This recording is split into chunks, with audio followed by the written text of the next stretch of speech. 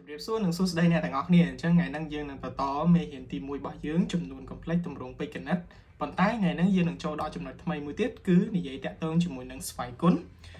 ណនៃ e បន្ទាប់ពីយើងរៀនបានមួយចំនួនមកហើយយើងអាចដឹងហើយថា e គឺជាចំនួននិមិត្តដែលគេនិមិត្តឡើងមកហើយគេឲ្យតម្លៃ e របស់យើងនេះស្មើជាមួយនឹងដកស្មើជាមួយនឹង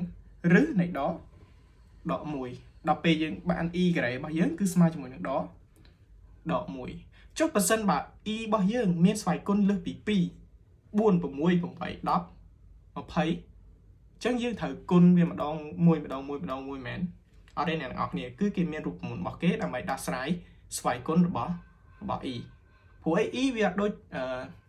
តម្លៃលេខធម្មតាទេអ្នកទាំងអស់គ្នាអូខេអញ្ចឹងតោះយើងទៅមើលទាំងអស់គ្នាអញ្ចឹងគេបានរូបមន្តទី1របស់យើងគឺ e ស្វ័យគុណ1ស្មើ e អូខេអញ្ចឹង e ស្វ័យគុណ1គឺស្មើនឹង e នឹងឯងគឺបែបហ្នឹងទី2 e ការ៉េ e ការ៉េគឺស្មើជាមួយនឹងដក1អ្នកទាំងអស់គ្នាឥឡូវហ្នឹងអ្នកទាំងអស់គ្នាត្រូវចាំ e ការ៉េគឺស្មើជាមួយនឹងដក1ចំណែកឯ e ស្វ័យគុណ3 e ស្វ័យគុណ3កន្លែងនេះគឺស្មើជាមួយនឹងដក e ហេតុអីដោយសារតែ e ស្វ័យគុណ3នេះគឺស្មើជាមួយនឹង e ការ៉េគុណឲ្យ e ត្រូវអត់អ្នកទាំងអស់គ្នាគឺវា follow រូបមន្តមួយនេះ a ស្វ័យគុណ n គុណឲ្យ a ស្វ័យគុណ m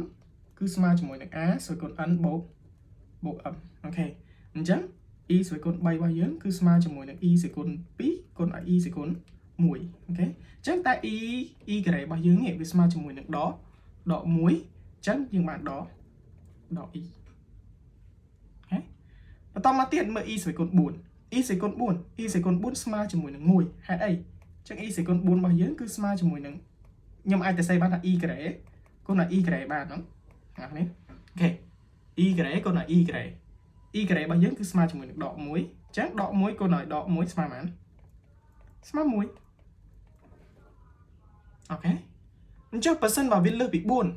វាទៅ10 20 30 40អញ្ចឹងទៅយើងអង្គុយគុណម្ដងមួយអញ្ចឹងដែរមែនអត់ទេអ្នកទាំងអស់គ្នាគេអត់ធ្វើអញ្ចឹងទេគឺវាខាតពេលអញ្ចឹងគេមានរបៀបនៅក្នុងការធ្វើអញ្ចឹងខ្ញុំបង្ហាញអ្នកទាំងអស់គ្នាអញ្ចឹងគឺយើងមានរូបមន្តទី5របស់យើងគឺ e ស្វ័យគុណ 4k ស្មើ1មានន័យថាចំនួន e បើសិនជាស្វ័យគុណរបស់ e នោះគឺជាចំនួនដែលចែកដាច់ជាមួយនឹងលេខ4ឬក៏ជាមេគុណនៃលេខ4អញ្ចឹងចំនួននោះe ស្វ័យគុណនៃចំនួននោះគឺស្មើជាមួយនឹង1អូតូម៉ាទិក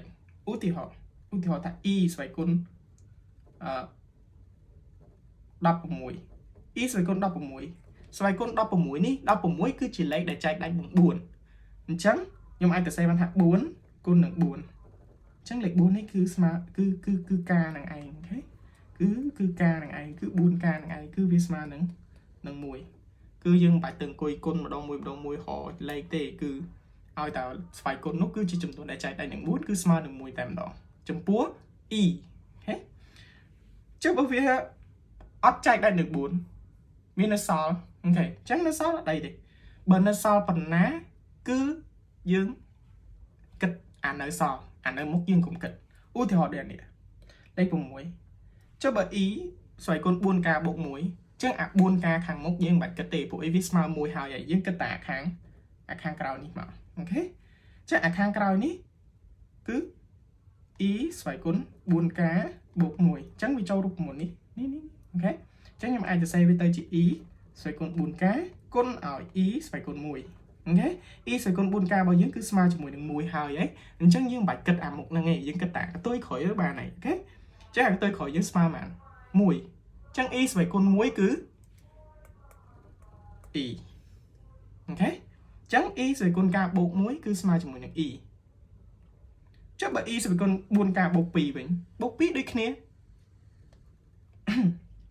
e ស្វ័យគុណ 4k បូក2ដូចគ្នាអញ្ចឹង e ស្វ័យគុណ 4k គុណឲ្យស្វ័យគុណ2អា 4k នៅខាងមុខនោះគឺវាស្មើ1ឯងអញ្ចឹងយើងអត់គិតអីវាទៀតទេអញ្ចឹង e ការ៉េយើងដឹងហើយស្មើបានដក1អូខេប៉ុណ្ណឹងចុះបើវា3វិញ3ដូចគ្នាយើងអត់គិតអាខាងមុខទេ e ស្វ័យគុណ 4k បូក3អញ្ចឹងយើងអត់គិតអា 4k នៅខាងមុខទេមិនមែនយើងអត់គិតទេមានន័យថាវាស្មើ1ហើយអញ្ចឹងយើងគិតតែខាងក្រោយមក e ស្វ័យគុណ3មែន គុណការគុណឲ្យ e សេគុណ 3 អូខេ e សេគុណ 3 មែនគឺស្មើនឹងមួយដក e នេះយើងនិយាយគ្នានៅខាងលើហើយអូខេអញ្ចឹងបើសិនបើខ្ញុំបញ្យល់ប៉ុណ្ណឹងអ្នកនរគ្នាអត់ទាន់ច្បាស់ទៀតតោះឥឡូវយើងមកមើលឧទាហរណ៍ទាំងអស់គ្នាអញ្ចឹងឧទាហរណ៍យើងបើសិនបើយើងមានលេខបែបនេះច្រើនណាស់ e សេគុណ 2026 បើយើងអង្គុយសម្រាយវិញ1ម៉ោងអត់ហើយបងអញ្ចឹងគេមានរបៀបនៅក្នុងការធ្វើអូខេអញ្ចឹងអ្នកនរគ្នាគ្រាន់តែមានក្រដាស់ព្រៀងមួយមកអូខេអញ្ចឹងយើងយក2026នេះចែកមួយនឹងប៉ុន្មានចែកជាមួយនឹង4អូខេចែកជាមួយនឹង4មកអូខេតែបាន5ណ៎តម្លាក់2អត់កើតថែម0 no អូ sorry បាន6ដង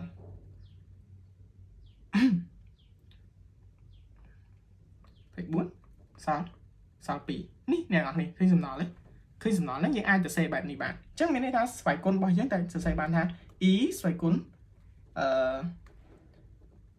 4គុណឲ្យ506បូកជាមួយនឹង2ចាខាងមុខនេះយើងមិនបាច់គិតទេតែអ្នកនរគ្នាសូមឲ្យគិតលេខឲ្យត្រូវដែរបើមិនបើយើងគិតលេខអត់ត្រូវគឺខុសហ្មងចែកលេខអត់ឲ្យត្រូវអូខេអញ្ចឹងអាខាងមុខហ្នឹងយើងមិនបាច់គិតទេមានន័យថាវាស្មើ1ហើយវាជា e ស្វ័យគុណ 4k អញ្ចឹងយើងគិតថាខាងក្រោយមកសល់លេខ2នៅខាងក្រោយនេះអញ្ចឹង e ស្វ័យគុណ2ស្មើប៉ុន្មានដក1អញ្ចឹង e ស្វ័យគុណ2026យើងគឺស្មើថាដក1ទេគុណចុះគុណឡើងស្វ័យគុណរាប់ពាន់ប៉ុន្តែឃើញថាដក1ទេអូខេចាឥឡូវមើលមួយទៀតចុះបើ2022ម្ដងដូចគ្នាដែរយក2022របស់យើងវិញមកចែកជាមួយនឹង4មកចែកជាមួយនឹង4មកយើងបាន4 5ដង20អូខេ2កើតថែម0 2ទៀតដាក់បានប៉ុន្មានទៀត5ទៀតសល់ប៉ុន្មានសល់2អូខេសល់ប៉ុណ្ណឹងសល់2ដូចគ្នាអញ្ចឹងដូចគ្នា e 2022អាកន្លែង2022នេះខ្ញុំសេទៅជាអាទាំងអស់នេះយកមកសរសេរវិញអញ្ចឹងមានន័យថាស្មើនឹង4គុណឲ្យ505នេះវាអត់តន់គ្រប់ទេវាខ្វះ2ទៀតព្រោះអីសំណល់យើងសល់2តើអញ្ចឹងយើងបូកថែម2ទៀតចាខាងមុខនេះជា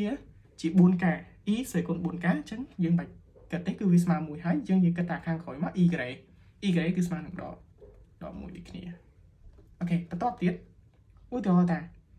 អានេះម្ដងគឺ2023យើងយកវាចែក4ដែរទៅបាន5ដង20 2 0 3បានណាអ្នកនរនេះបាន5 20សល់3អូខេអញ្ចឹងសំណល់យើងឃើញផ្លែកម្ដងឃើញ3ម្ដងអញ្ចឹងអាកន្លែង e 2023នេះខ្ញុំអាចទៅសេទៅជាផលគុណវិញគឺ4គុណឲ្យ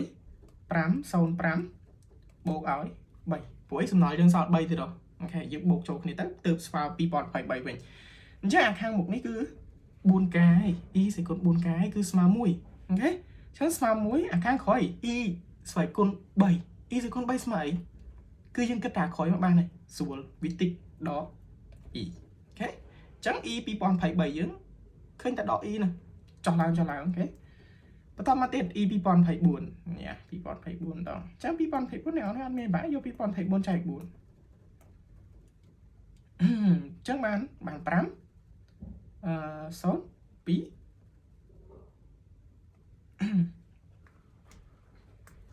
ដកទៅឃើញ0ឃើញ2អូខេ0 4 6 4ដង24 0ចឹងសំណល់យើងឃើញ0មានន័យថាលេខនេះគឺចែកដាច់នឹង4យកមកអញ្ចឹងយើងសេបានថា4គុណឲ្យ506ចឹងស្មើមកអ្នកនរនេះបើអានេះ 4k យកអីតិចអត់ទៅសេចុះហើយកន្លែងនេះគឺស្មើ1 e ស្វ័យគុណ 4k គឺស្មើនឹង1អញ្ចឹងវីដេអូរបស់យើងគឺមានតែប៉ុណ្្នឹងទេសង្ឃឹមថាអ្នកទាំងអស់គ្នាអាចយល់និងតាមតនទាំងអស់គ្នាអរគុណអ្នកទាំងអស់គ្នាបាយបាយ